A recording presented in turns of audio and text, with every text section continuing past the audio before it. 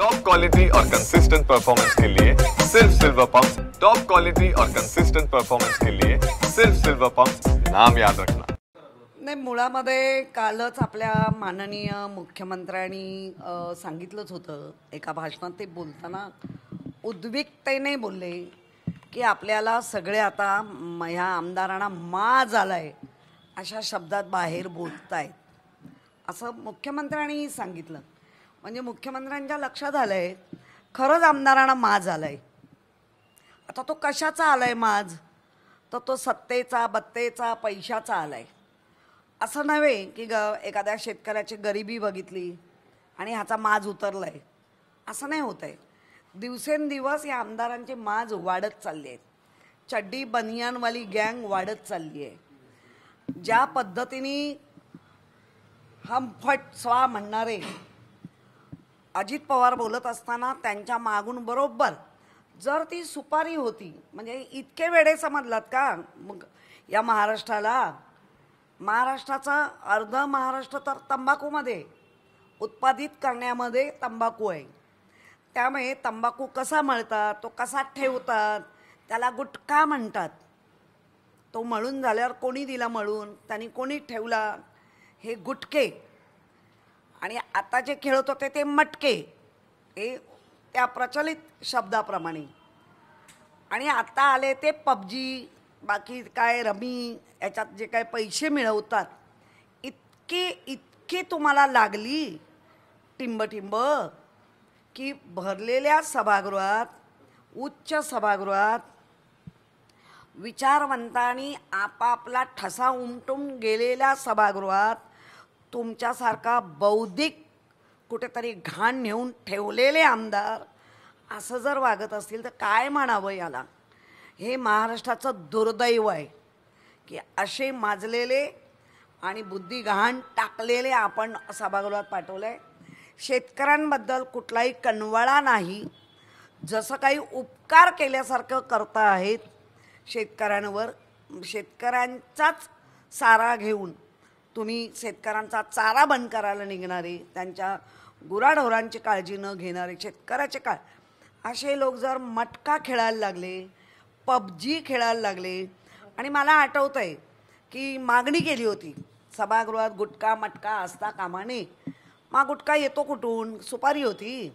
सुपारी असेल तर लगेच असं एक खांड आपलं टाकतात, पण ते पण सभागृहात नाही.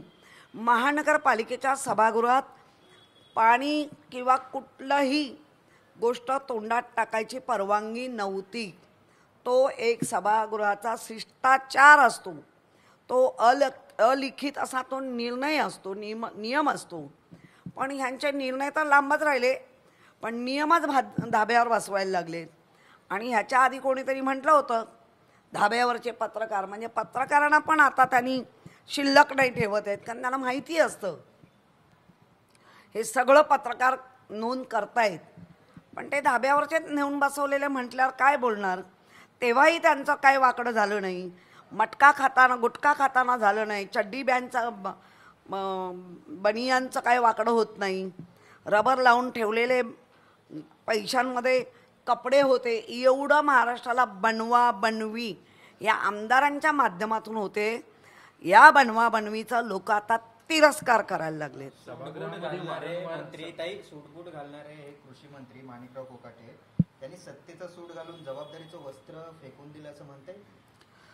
जबाबदारीचं वस्त्र नव्हे, आपल्या सभागृहाची संस्कृती आणि संस्काराचं वस्त्र हरण केलंय. जबाबदारीचं वस्त्र हरण तर नाहीच आहे, कारण शेतकरी जेव्हा तळमळतोय आणि हे सूटबूट घालून फिरतायत तिथेच जबाबदारी संपली.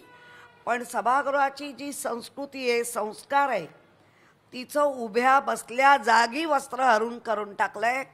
आणि म्हणूनच महाराष्ट्र आणि मुंबई आज कुठल्या बाजारात बसली आहे असं आता आमदारांच्या वर्तणुकीमुळे. कारण गुटखा मटका हा निषेध आहे, पण तो गुटखा मटका जर सर्रास सभागृहात चालत असेल तर मला वाटतं या गोष्टीचा निषेध असावा. मी रमी खेळत नव्हतो, तर मी इतर सदस्यांना दाखवत होतो की ऑनलाईन कशा पद्धतीनं जाहिरात रमीची दिली जाते. जे इतर सदस्य त्यांचीही नावं सांगावी, ते सदस्य सांगतील आम्ही बघत होतो की नाही बघत होतो, त्यांचंही वस्त्रहरण होईल.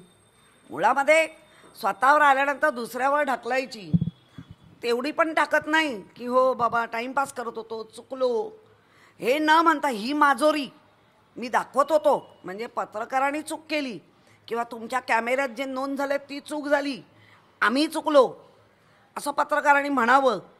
जो चौथा स्तंभ आहे या महाराष्ट्रात देशात त्यांनी म्हणावं. म्हणजे इतका निलाजरेपणा आतापर्यंत कधी बघितला नाही. सभागृहामध्ये अनेक सदस्यांनी मागणी केली होती की जंगली रमी असेल किंवा ऑनलाईन गेम्स असतील याच्यावरती बंदी आणावी अशी अनेक सदस्यांनी मागणी केली होती, परंतु मंत्रीच सभागृहामध्ये रमी खेळताना पाहायला मिळतात. बघा, हे चित्र जेव्हा लहान मुलांच्या समोर जातं, अगदी घरात सुद्धा आपण जर हे खेळत राहिलो आणि आपल्या घरात आपल्या मुलांनी पाहिलं, सेम मुलं करतात. आणि म्हणून आमच्याकडे अनेक ठिकाणी आता वर्ग चालू झाले, बालसंस्कार वर्ग. बालसंस्कार वर्गामध्ये पहिल्या दिवशी एक असा प्रतिकात्मक पुतळा म्हणजे मुलगी तयार केली, तिला बघून बघून डोळ्यात हे झालं, मग तिला पट्टी बांधली, तिला घेऊन आल्याचे रील बघूनच केलं. आज आमची पण मुलं फोनला हात लावायला धाजावत नाही का? तर त्यांना कळलं आहे की हे रॉंग आहे. जर इतक्या लहान मुलांना कळतं आहे रॉंग आहे, तर इतके लहान मुलांचे आजोबा झाले, पंजोबा, अक्कल कुठे ठेवली असं लोक विचारतात. यांना मंत्रालयात रमी खेळायची असते म्हणूनच बंदीची मागणी मान्य करत नाही असं वाटतं का?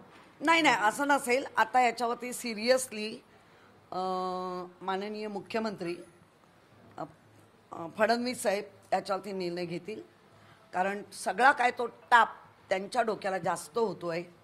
कारण माझ्याकडे टिकावे, माझ्याकडे टिकावे, माझ्याकडे आमदार टिकावे म्हणून फाजील लाड जे चालले आहेत, जे त्यांचे प्रमुख आहेत, ते टिकवण्यासाठी आपली भारतीय संस्कृती, आपली महाराष्ट्राची, मुंबईची संस्कृती, संस्कार बाजारात टाकायला लागलेत हे दिसतंय. त्यामुळे मुख्यमंत्री सन्माननीय देवेंद्र फडणवीस असं करू देणार नाही. उद्धव ठाकरे यांची मुलाखत प्रदर्शित झाली, त्याच्यामध्ये ते असं म्हटलेले आहेत की हो माझ्याकडे राज ठाकरेंचा अजून देखील नंबर आहे, मी आता देखील फोन लावू शकतो, आम्ही दोघे एकत्र दोन बंधू आले तर कोणाला प्रॉब्लेम आहे का, असं देखील उद्धव ठाकरे. आता बघा याच्यावर खूप चर्चा होत चालले आहेत. जो काही निर्णय तर खरं ते दोन भाऊ घेणार आहेत आणि ऑब्वियसली त्यांच्याकडे नंबर असणं आहेच, तर करतील. आपण त्याची वाट बघू ना सगळ्याची. जे 2019 नंतर धुमसत होतं सगळ्यांना माहिती होतं, पण काय धुमसत होतं ते 22ला बाहेर आलंच की. 2012पासून धुमसत होतं, फक्त त्यांना मिळत नव्हती वाट. 12 गेली, 14 गेली, 19 गेली, पण 22ला केलं.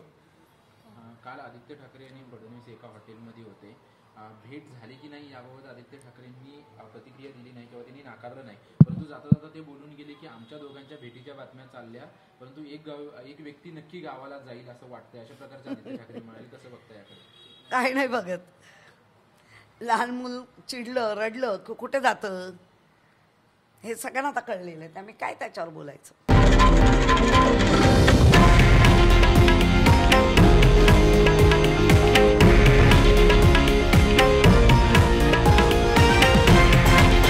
हे आहे देशातील नंबर 1 न्यूज नेटवर्क आणि आपण पाहत आहात TV9 मराठी, एकमेव.